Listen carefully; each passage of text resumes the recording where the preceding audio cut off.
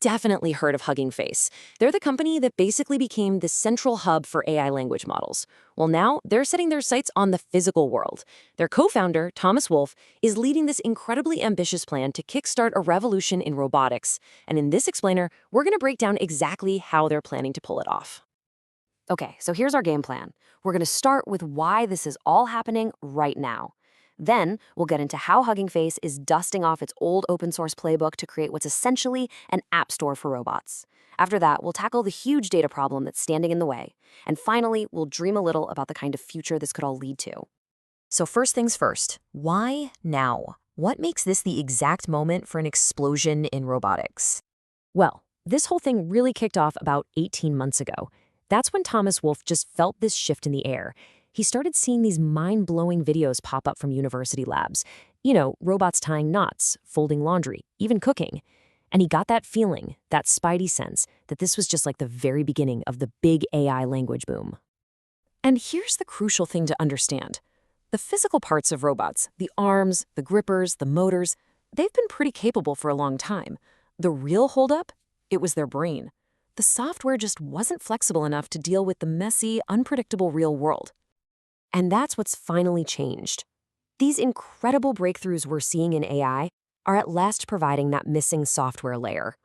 We can now build smart, adaptable brains that can actually make full use of the amazing hardware that's just been waiting around.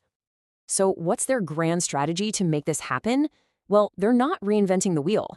They're using a playbook that has already been massively successful for them, the open source model. This table really nails the shift they're trying to force. I mean, the old way of doing robotics was walled off, super expensive, and basically just for a handful of experts. Hugging Face wants to completely tear that down and build this wide open platform where any developer, anywhere can jump in and contribute. And their ambition here is honestly staggering. They want to do for robotics what they already did for language models. Give the 200 million software developers around the world the tools they need to start building things in the physical world. Okay, so this all sounds great in theory, but what does this new open ecosystem for robots actually look like when the rubber meets the road? Right at the heart of it all is a project they've dubbed Lay Robot. You can think of it as the ultimate open source toolbox. It's designed to be this central hub that has absolutely everything a developer needs to get started. And the way it works is by taking this ridiculously complex field and boiling it down to 3 simple, easy-to-grasp building blocks.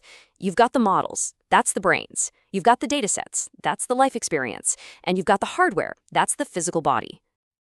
But they figured out pretty quickly that even with the best software on the planet, robotics would stay a tiny niche hobby if people couldn't actually afford the robots themselves. So to really make this for everyone, they had to go after the sky-high cost of hardware.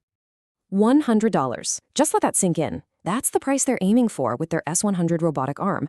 It's such a radical drop in cost that it completely changes the game, turning what was once expensive industrial gear into something any student or startup can get their hands on. And all of this is building toward the ultimate dream, an app store for robots. The whole idea is to have a platform where a robot's skills aren't fixed.